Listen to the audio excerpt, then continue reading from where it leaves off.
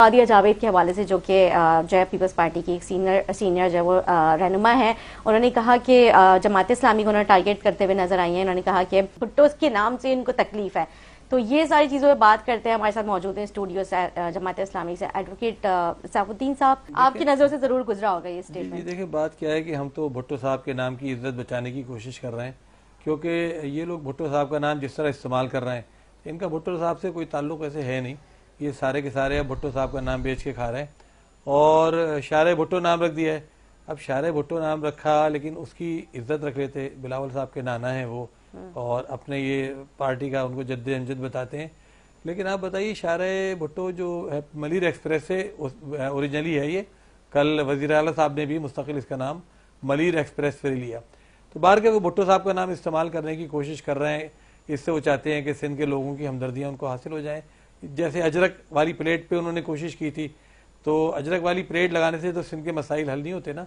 हालांकि हम तो अजरक वाली प्लेट के भी खिलाफ नहीं थे, उसमें दूसरे मसाइल थे।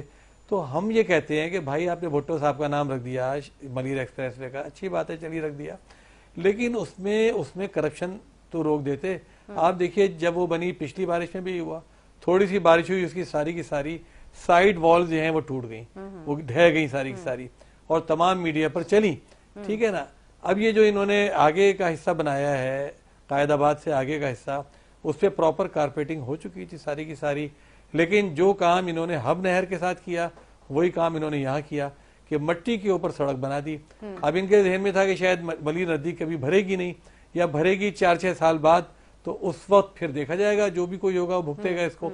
अब इनकी किस्मत की खराबी, जो बेचारा कॉन्ट्रैक्टर और जो ऊपर वाले माशाल्लाह सारा इस काम को मैनेज कर रहे थे, करप्शन के धंधे को, उनको नहीं पता था कि मलिर नदी भर जाएगी और पानी अपना रास्ता वापस ले लेगा। लेकिन यहाँ पे सवाल ये उठता है ना सैफुद्दीन साहब कि मतलब अगर वो मिट्टी भर के उन्होंने कर दिया तो ये इंसानी जानों से मतलब बहुत बड़ा खिलवाड़ भाई। अब ये बहुत बड़ा टुकड़ा शारा है भुट्टो या मलिर एक्सप्रेस से का, आप देखें पानी आने से बह गया।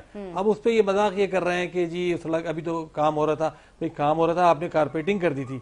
कारपेटिंग फाइनल चीज होती है ना। तो आपने मट्टी पे की, आपने पानी पे की, जिसपे भी की आप कर चुके थे, और वो हिस्सा बह गया। जो काम आपने हब वाली नहर के साथ किया, हम पहले दिन से हब वाली नहर पे ये कह रहे थे, मैं खुद भी वहां गया था, कि आपने ये नहर नाकिस बनाई है, अभी तक पूरी नहीं बनी।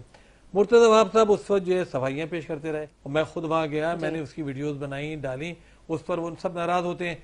बहरहाल मैंने निशानदेही की, उस वक्त भी उसके कई हिस्से टूट गए थे, इन्होंने नहीं माना। इन्होंने कहा नहीं, वो टेस्टिंग के दौरान हमारा कोई ऐसा मैकेनिज्म होता है जिसके नतीजे में ये होता है। चलिए अगर आप टेस्टिंग कर ही रहे हैं तो अब वो दरारें कैसे आ जाती हैं? अब दरारें नहीं आई, पूरा रोड बीच में से खुल गए थे। वो तो रोड खुल गया। इसको इशारा है, ये जो अपने मलिर, ये अपने हब नहर है, इसको देखिए तो किरचियों के बिखर गई।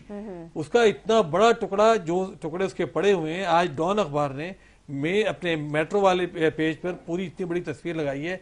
कल तमाम चैनल ने उसकी खबरें नशर की, शारे भुट्टो की खबरें नशर की। ये पूरा सिस्टम जो है ना, ऊपर जाके एक ही के बाद जाके मिल जाता है, तो सिस्टम एक ही है। तो कॉन्ट्रैक्टर नाम अलग अलग होंगे, शक्लें अलग अलग होंगी, लेकिन वो सारा एक ही काम कर रहे हैं और सिर्फ करप्शन का काम कर रहे हैं। देखिए ना, मलिर वाले मसला जो है वो अपनी जगह, नहर आप देखिए, आप इतना गाना गा रहे थे, बिलावल भुट्टो साहब से आपने उसका इफ्तिताह करा दिया, और कि जी ये नहर बन गई, ये पानी आएगा, ये आएगा।